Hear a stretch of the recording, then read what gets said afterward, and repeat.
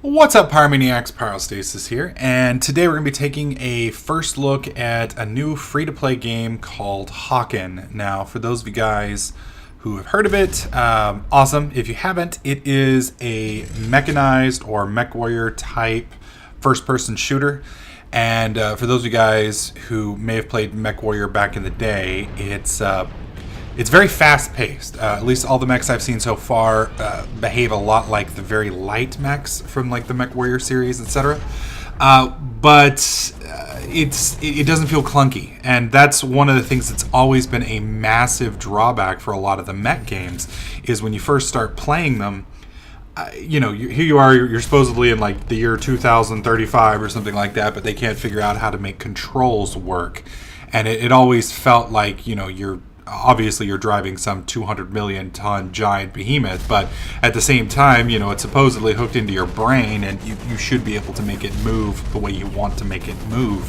And it was, you had throttles, and you had, twists, and you had orientation. It was like part tank simulator, part walking simulator, and it was always frustrating because you couldn't really control it the way you want. Well, I was really skeptical when I heard about Hawken, because Hawken, obviously it's free to play, and free to play, well, I guess they're kind of getting away from that now, but back in the day, a couple of years ago, free to play always meant garbage. It's like, well, it's not good enough to be sold for real, so they're just going to give it away and, rape you with monetized content. But no, it's surprisingly good, and the controls are the best of any mech game I have ever played. The only other mech game I've ever had, or I ever thought I was going to have this much fun with, was the one on the Xbox, whose name I can't remember off the top of my head, but I love the hell out of that game.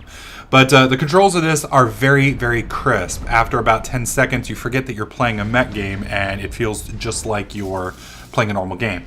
Now, what you're seeing right here, this is the repair mode.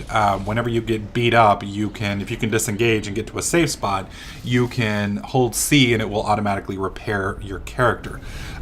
Your mech automatically is on a swivel, so you can look in 360 degrees, just like you could in a normal first-person shooter. And when you look in the direction to move forward, unlike some of the mech games, you actually move in the direction that you look at. And that has some benefits and that has some drawbacks, but for me personally, I like the feel of it a lot better because, I don't know, the whole torso moves independently of the legs just never really worked well for me, and I always ended up walking backwards while looking forwards and screaming as I got raped. But the other nice thing about this is it has a very interesting control scheme, and this is the first game I've played, so I'm terrible.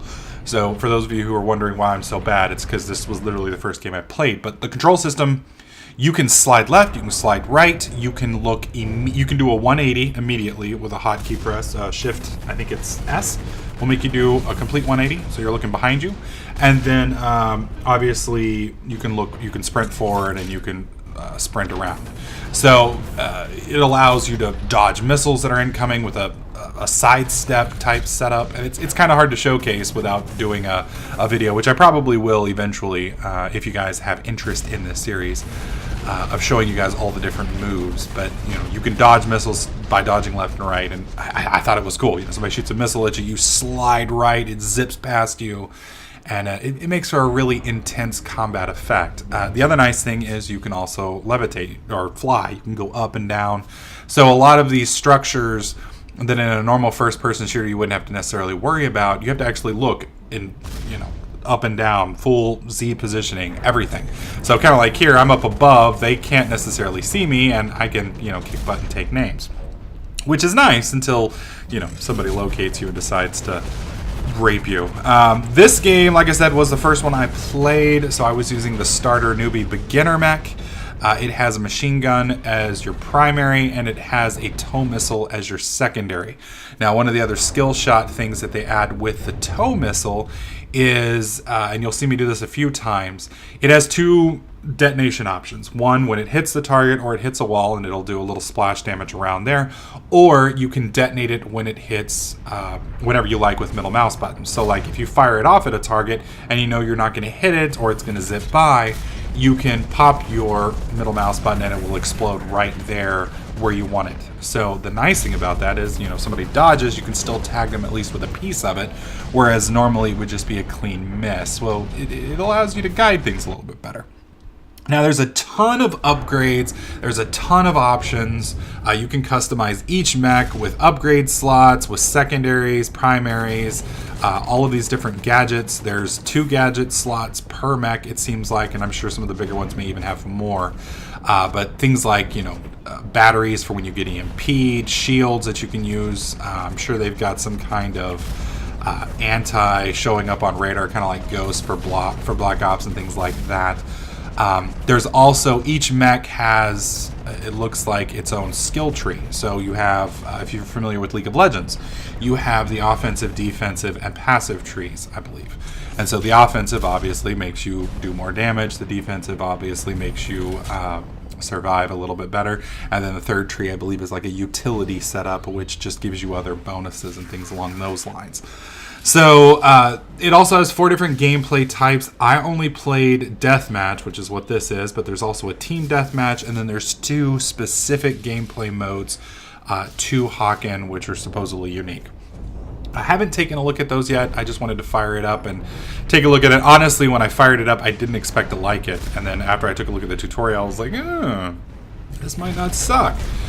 And, I went ahead and got into a game, figured I'd record it just for shits and giggles, and I enjoyed it. Now, we were in a game, it looked like 7 or 8 noobs with 2 people who actually had different mechs and knew how to play, and both of them were just absolutely teabagging the shit out of us. And I don't know if that's because their mechs were better, or if we're just bad, or I honestly don't know. Also, the graphics settings aren't doing it justice. This first run, I was on default medium graphics settings. You can actually crank this up to very high end, and it looks amazing. The other nice thing is the audio. Usually, gameplay audio doesn't do a real good job on certain things, but I was very impressed with the audio in this game. They did a real good job on it. You can actually hear the bullets zipping by. The machine guns actually sound like machine guns, and it just feels like a solid game. So the last issue that a lot of people might have with a free-to-play game is specifically the fact that all of them usually are pay to win. And what I mean by that is, you got to pay $12 to be able to get the mech that can actually do some damage, and so that you can compete. And if you don't pay, then it's going to take you forever to upgrade, and it's just going to suck balls. Well, in a lot of free-play games, at least from the secondary, you may be able to play without having to pay, but it's going to take you forever. Some of those games, like League of Legends, has a lot of problems like that with their heroes, where you might have to play 30 or 40 games before you can unlock one. Well, Hawken, at least in my initial look, the prices in the shop seem very fair. You can get double EXP for 30 days for $10, which is a really decent deal. Most games, you're going to charge you at least $15 for that. Also, you earn points, which you can use to buy mechs and upgrades in the game. And a lot of games, unfortunately, screw up the price values on those. So you'll end up playing and get like 50 points, and then you need like 5,000 to buy like an upgrade. Like, I think Offensive Combat was the one I last took a look at, and it looked like I was going to have to play like 100 or 200 games before I got anything. Well, most of the upgrades that I was taking a look at, it seemed like the prices were going to cost about 300 to 800.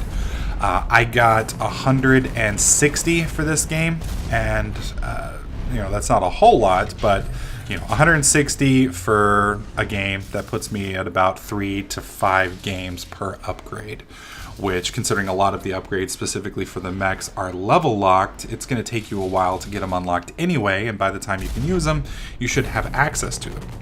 So that seems to at least make me feel a little bit better about that. So I am probably going to be playing a lot more of this. I don't know if I'd say a lot, but I will be playing it in my off time at least. Probably get my brother into it and we'll play together. Let me know what you guys think. Do you like mech games? I mean, I grew up on mech games. I remember I grew up on Robotech, and then after that I played the whole Mech Warrior series, and then there was the Star Siege series, and I just loved the shit out of them. I mean, a lot of them were awful and they sucked, but I remember Mech Warrior 4, firing that up on the computer I got from my I want to say it was my 17th or 18th birthday, and I had the graphics maxed, and it was just like, oh my god, games are just never going to look better than this, you know. And then of course you go back and look at it now, and it's like, wow, that was awful. But I don't know, mech games have like a special place in my heart. So for me personally, I love the hell out of them. But since this is YouTube and you guys do get to make the rules, let me know if you guys would like me to start adding Hawken into my channel. Like I said, I like it a lot. I'm going to be playing it. If you guys want me to record it, I can. If not, I can stick to Black Ops and other things. I am going to try and get you guys some War Z content later this week, but there's been a lot of drama about War Z, and just kind of waiting for things to settle down a bit before I cover it. So let me know what you guys think about Hawken and other mech games in the comments section below. Is this something you guys want me to add to my channel? Would you like me to do some more commentaries with it? I'll let you guys decide, and then we'll go from there. If you guys are interested, and then we will probably do a live stream on this, assuming it works well with XSplit, and we can add, we can do like a subscriber weekend or something along those lines, where we can all play together, and you guys can tool me and show me how terrible I am at this game. I'm also trying to decide which weapon I'm going to gold next, or diamond next in Black Ops. If you guys have any suggestions, let me know. I'm kind of leaning towards sniper rifles or LMGs. If we do sniper rifles, we'll be switching to domination game mode. If we do LMGs, I'll probably stick with FFA and domination. It just kind of depends on how I feel. So hopefully you guys are liking this content. Let me know what you guys think in the comment section below. Make sure you subscribe so you don't miss out on any of my other videos, tips, tricks, and guides. And I'll catch you guys in the next clip.